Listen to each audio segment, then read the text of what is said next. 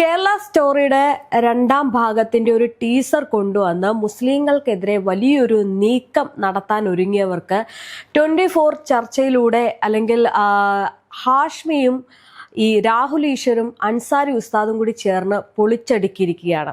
ഇത്തരം വർഗീയതകൾ കേരളത്തിൽ നടക്കില്ല, കേരളത്തിൽ ഇത്തരം വർഗീയത നടന്നാൽ അതാരും അംഗീകരിക്കത്തില്ല, ജനങ്ങൾക്ക് അത്തരം കാര്യങ്ങൾ നല്ല രീതിയിൽ തന്നെ മനസ്സിലാക്കാൻ സാധിക്കും എന്നുള്ള ഒരു രീതിയിലാണ് ആ ചർച്ച നടക്കുന്നത്.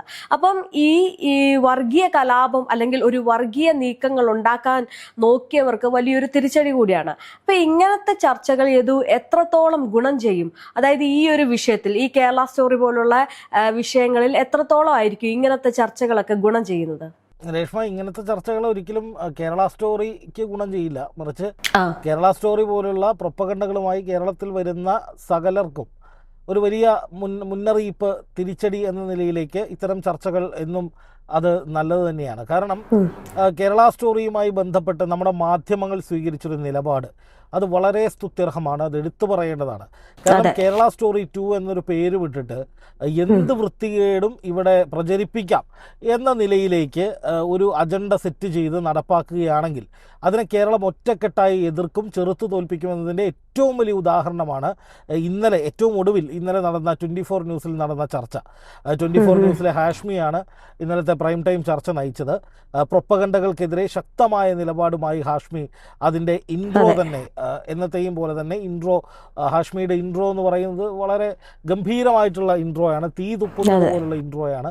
അപ്പോൾ ഈ കേരള സ്റ്റോറി 2വിൻ്റെ വെളിച്ചത്തിൽ കേരളത്തിൽ മുസ്ലിം വിരുദ്ധത ആളിക്കത്തിക്കാം, മുസ്ലിങ്ങൾ മുഴുവൻ കുഴപ്പക്കാരാണ് എന്ന തരത്തിൽ പ്രചാരണങ്ങൾ നടത്താം, മുസ്ലിങ്ങൾ പോർക്ക് തിന്നുമോ അല്ലെങ്കിൽ പോർക്ക് ഫെസ്റ്റ് നടത്തണ്ടേ എന്ന രീതിയിലൊക്കെ വലിയ കുത്തിത്തിരിപ്പുകൾ ഉണ്ടാക്കാമെന്ന് വിചാരിച്ചവർക്കൊക്കെ കനത്ത തിരിച്ചടിയാണ് ഇന്നലെ ആ ഒരൊറ്റ ചർച്ചയിലൂടെ ലഭിച്ചത്. ഒരുപക്ഷെ കേരള സമൂഹത്തിൻ്റെ കേരള സ്റ്റോറി 2 പോലുള്ള പ്രൊപ്പഗണ്ട വിഷപ്രചാരണങ്ങൾക്കെതിരെയുള്ള കേരള ജനതയുടെ പരിച്ഛേദം അത് എങ്ങനെയാണ് എന്ന് വ്യക്തമായി ഈ ചർച്ചയിൽ കാണാൻ സാധിച്ചിട്ടുണ്ട്. പ്രത്യേകിച്ചും ഹാഷ്മി എന്ന അവതാരകൻ, അതുപോലെ തന്നെ അഡ്വക്കേറ്റ് വസന്ത് എന്ന് പറയുന്ന കോൺഗ്രസിൻ്റെ പ്രതിനിധി, അതുപോലെ അൻസാരി സുഹരി ഉസ്താദ്, രാഹുൽ ഈശ്വർ, ഇവരെല്ലാവരും ചേർന്ന് അക്ഷരാർത്ഥത്തിൽ സംഘപരിവാർ അജണ്ടകളെ പൊളിച്ചടുക്കുകയായിരുന്നു. ഷാബു പ്രസാദ് എന്ന് പറയുന്ന ഒരു BJPയുടെ സംഘപരിവാറിൻ്റെ ഒരു അനുഭാവി ചർച്ചയിലുണ്ടായിരുന്നു.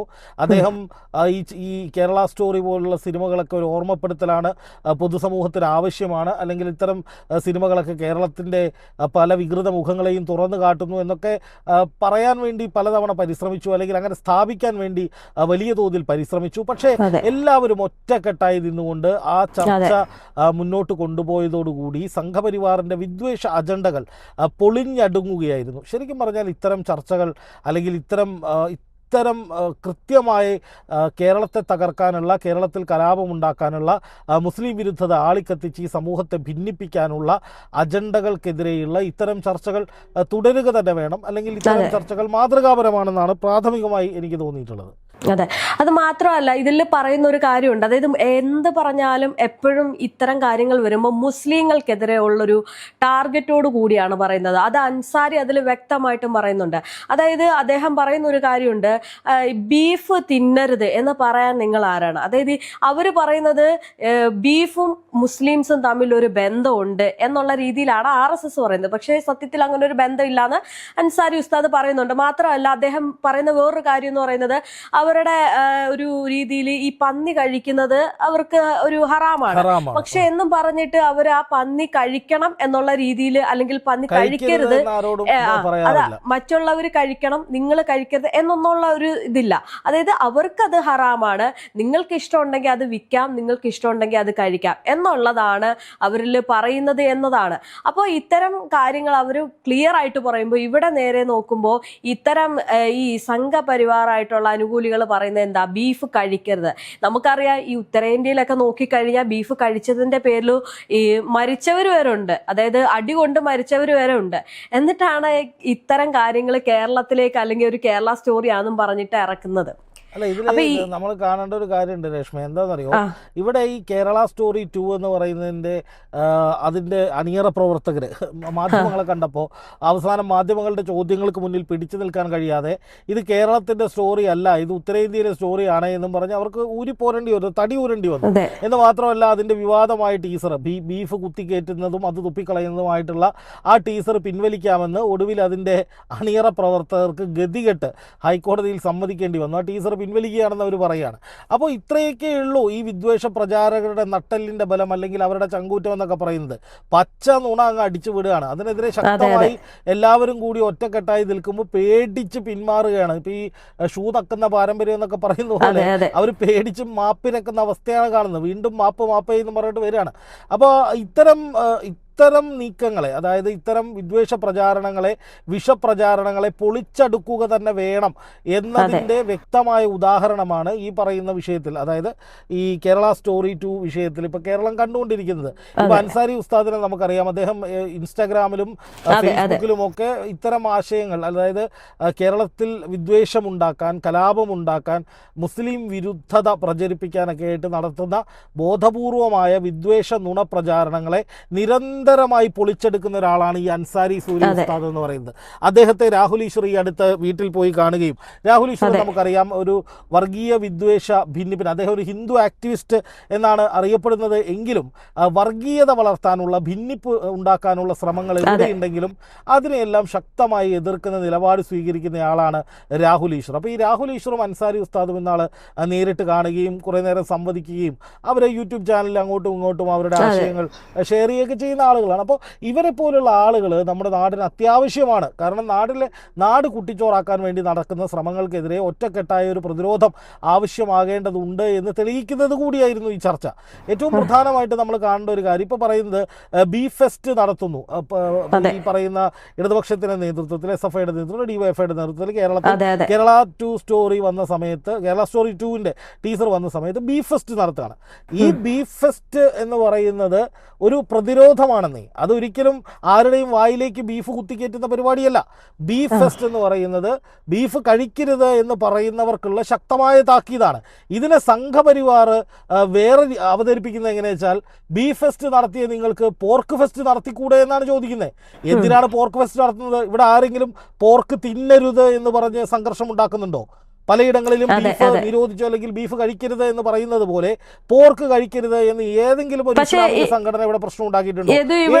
മുസ്ലിം കമ്മ്യൂണിറ്റി അത്തരം പ്രശ്നം ഉണ്ടാക്കിയിട്ടുണ്ടോ? അതാണ് ചോദ്യം.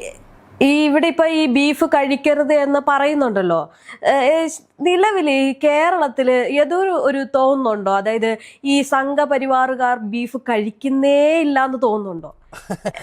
അങ്ങനെ, കാരണം പൊറോട്ടയും ബീഫ് എന്ന് പറയുന്നത് മലയാളികളുടെ ഒരു അഹങ്കാരം എന്ന് പറയുന്നത് പോലെയാണ് തോന്നുന്നുണ്ട്. എനിക്ക് അങ്ങനെ തോന്നിയിട്ടില്ല. കാരണം എനിക്കറിയാവുന്ന ഇങ്ങനെയുള്ള ആളുകൾ ബീഫ് കഴിക്കുന്നവരുണ്ട്. അത് കാരണം എന്താ പറയുക, ഇവിടെ ഈ കഴിഞ്ഞ ദിവസം ജോൺ ബ്രിട്ടാസ് ആണെന്ന് തോന്നുന്നു ഈ കേരളത്തിലെ സംഘപരിവാറുകാരെ സംബന്ധിച്ച് നോർത്ത് ഇന്ത്യയിൽ ബീഫ് എന്ന് പറഞ്ഞാൽ മമ്മിയും, കേരളത്തിൽ അത് എമ്മിയുമാണ് എന്ന് പറഞ്ഞൊരു വാക്ക് ഞാനിപ്പോൾ ഓർക്കുകയാണ്. അപ്പോൾ ശരിക്കും പറഞ്ഞാൽ കേരളത്തിൽ ഇടതുപക്ഷത്തിൻ്റെ നേതൃത്വത്തിൽ, CPMൻ്റെ നേതൃത്വത്തിലൊക്കെ നടക്കുന്ന ബീഫ് ഫെസ്റ്റുകൾ അത് പ്രതിരോധത്തിൻ്റെ അടയാളമാണ്. അതൊരിക്കലും വഴിയെ പോകുന്ന ആളുകളോട് മുഴുവൻ നിങ്ങൾ ബീഫ് കഴിച്ചിട്ട് പോയാൽ മതി എന്ന് പറയുന്നില്ല. പക്ഷേ ഇഷ്ടമുള്ളത് കഴിക്കാനുള്ള സ്വാതന്ത്ര്യം, ഇഷ്ടമുള്ളത് കഴിക്കാനുള്ള അവകാശം അത് ഭരണഘടന നമുക്ക് നൽകിയിട്ടുണ്ട്. അത് ചെയ്യാനുള്ള, അല്ലെങ്കിൽ അത് കൊണ്ടുപോകാൻ, അത് ആ രീതിയിൽ പരിപാലിക്കാനുള്ള എല്ലാ സാഹചര്യങ്ങളും സാധ്യതകളും കേരളത്തിൽ ഉണ്ട് എന്നാണ് ബീഫ് ഫെസ്റ്റിലൂടെ ഇടതുപക്ഷം കേരളത്തിന് അല്ലെങ്കിൽ രാജ്യത്തിന് നൽകുന്ന സന്ദേശം. അതുപോലെ തന്നെ പോർക്ക് ഫെസ്റ്റ് നടത്തുന്നുണ്ടോ നിങ്ങളെന്ന് ചോദിക്കുന്ന ചോദ്യമേ അബദ്ധജടിലമാണ്. കാരണം പോർക്ക് കഴിക്കരുതെന്ന് പറഞ്ഞിട്ട് ഇവിടെ ആരും പ്രശ്നമുണ്ടാക്കുന്നില്ല. അൻസാരി ഉസ്താദ് തന്നെ ഇന്നലത്തെ ചർച്ചയിൽ ക്ലിയർ കട്ടായിട്ട് പറഞ്ഞിട്ടുണ്ട്, ബീഫും മുസ്ലിങ്ങളും തമ്മിൽ ഒരു ബന്ധവുമില്ല. മുസ്ലിങ്ങളെ ബീഫ് കഴിക്കുന്ന ആരോടും പറയുന്നില്ല. മുസ്ലിങ്ങൾ മാത്രമല്ല, ക്രിസ്ത്യാനികൾ, ഇപ്പോൾ കേരളത്തിലെ ക്രിസ്ത്യൻ സമൂഹം അധിവസിക്കുന്ന ഏറ്റവും കൂടുതലുള്ള തെക്കൻ ജില്ലകളിൽ, അപ്പോൾ ഇടുക്കി, കോട്ടയം, അതുപോലെ പത്തനംതിട്ട ജില്ലകളിലൊക്കെ ഞായറാഴ്ച ആയിക്കഴിഞ്ഞാൽ ബീഫ് സ്റ്റാളുകൾ തിരക്കാണെന്ന്.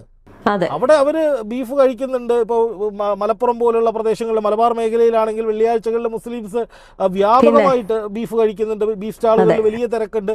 ഈ ബീഫ് എന്ന് പറയുന്നത് കഴിക്കാൻ പാടില്ലാത്തൊരു കാര്യമാണ് എന്ന നിലയിൽ, അത് നിഷിദ്ധമാണ് എന്ന നിലയിലേക്ക് ഒരു പ്രൊപ്പഗണ്ട ഉണ്ടാക്കുകയും ബീഫ് തീറ്റിക്കുന്നത്, ഹിന്ദുക്കളെ ബീഫ് തീറ്റിച്ച് മറ്റേ എന്താണ് ഒരു തീവ്രവാദ പ്രവർത്തനത്തിൻ്റെ ഭാഗമായി ഹിന്ദുക്കളെ ബീഫ് തീറ്റിക്കുന്നത് മുസ്ലിങ്ങളാണ് എന്ന നിലയിൽ ഒരു പ്രൊപ്പഗണ്ടയും ചർച്ചയും ഉണ്ടാക്കിക്കൊണ്ടുവന്ന് കേരളത്തിൽ ഒരു കലാപം, ശരിക്കും പറഞ്ഞാൽ ഒരു കലാപം ഉണ്ടാക്കാനുള്ള നീക്കമാണ് കുറെ കാലമായിട്ട് ഇവിടെ നടത്തിക്കൊണ്ടിരിക്കുന്നത്.